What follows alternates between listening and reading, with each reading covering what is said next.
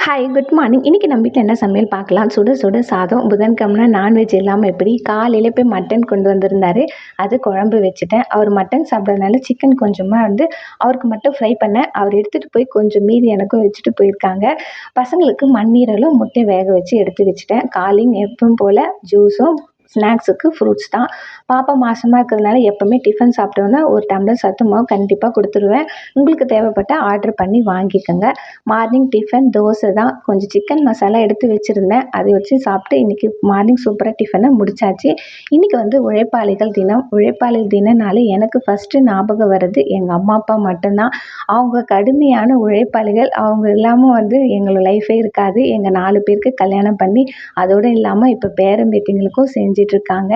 அவங்க கிட்டேருந்து நான் கத்துக்கிட்ட ஒரே விஷயம் உழைப்பு மட்டும்தான். அதனால என்னால முடிஞ்ச அளவுக்கு நான் உழைச்சுக்கிட்டே இருப்பேன். நாளைக்கு நம்ம இன்னொரு வீடியோல பார்க்கலாம். பாய்.